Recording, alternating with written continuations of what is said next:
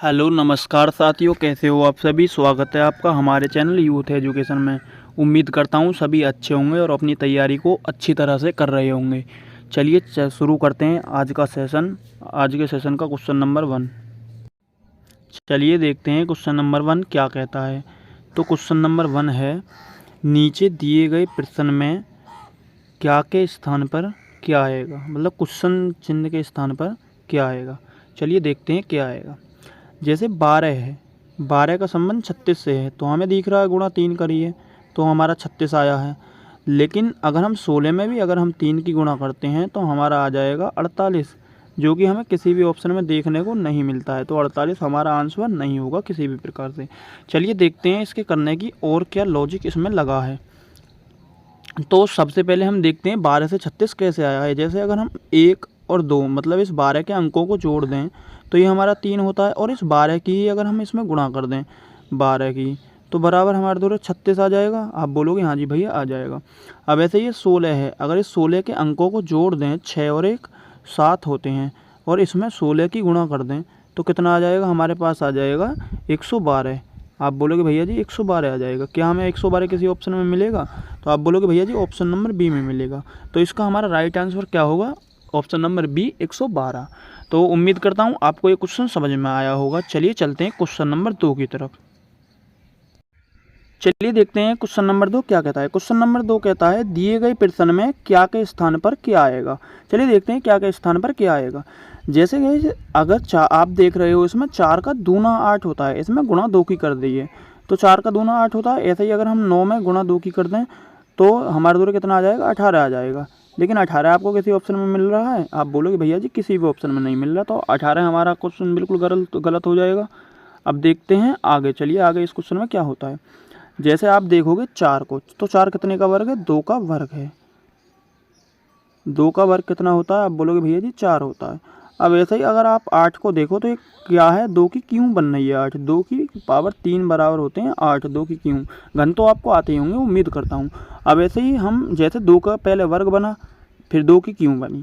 अब ऐसे ही हम अगर 9 में देखें तो 9 कितने का वर्ग है? आप बोलोगे भैया जी 3 का वर्ग है 9, 3 का वर्ग होता है 9। अब ऐसे ही जब यहाँ इसने पहले कुछ ऑप्शन में 2 का वर्ग दिया था, फिर 2 की क्यों करी थी। अब 3 का वर्ग तो हमारे दो हो गया, 3 की क्यों और करते हैं हम।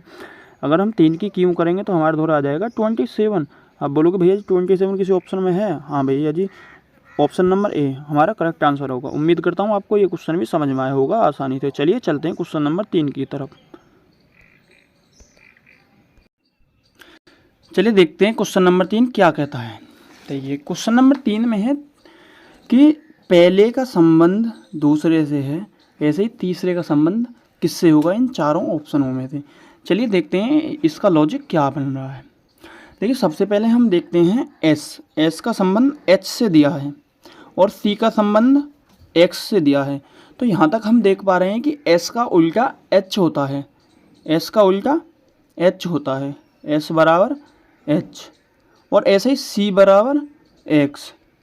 और ऐसे ही हम एच को देखेंगे तो एच का उल्टा फिर से एस आया है, ओ का उल्टा एल आया है, फिर ओ का उल्टा एल आया है, और एल का उल्टा ओ आया है।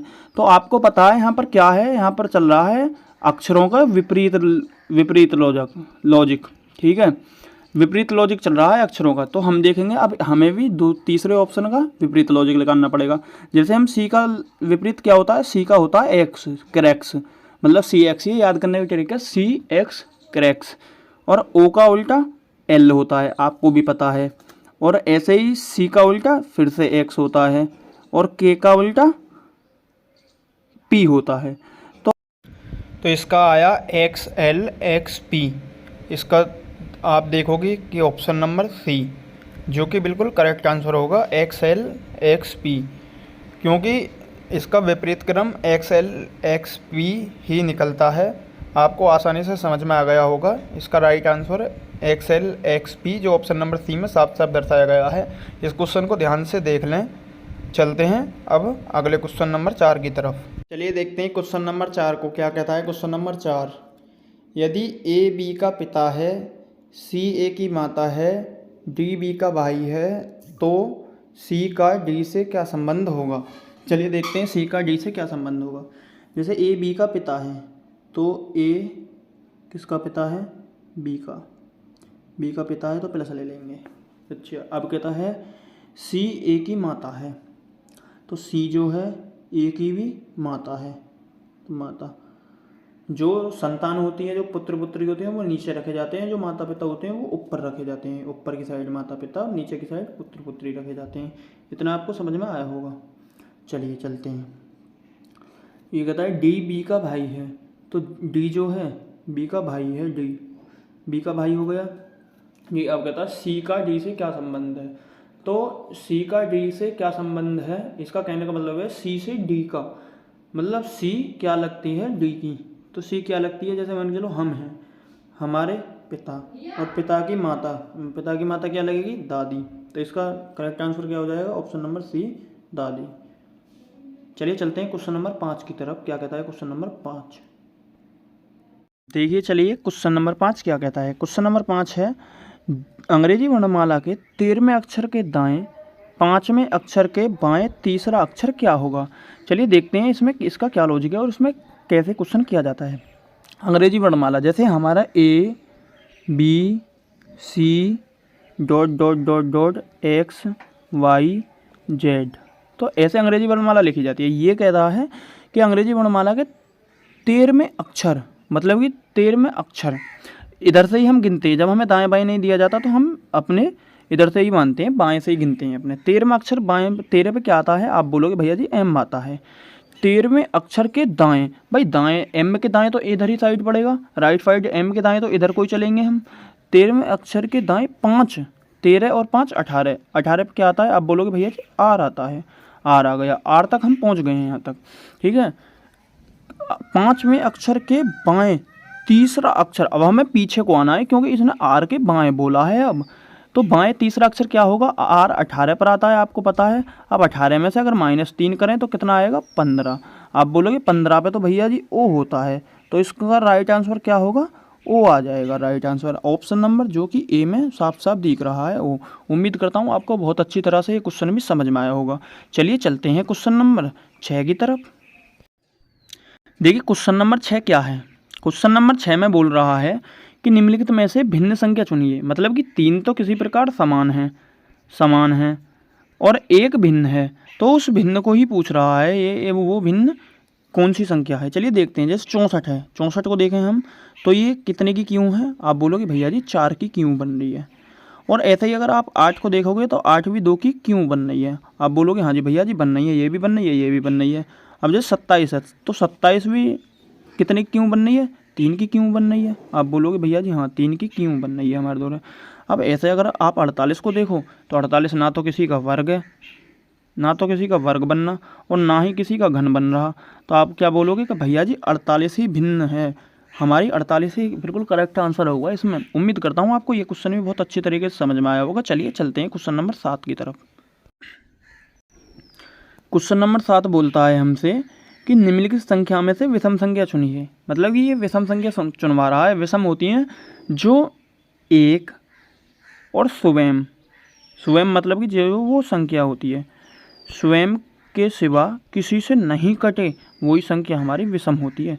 तो चलिए देखते हैं इसमें विषम क्या हो सकती है।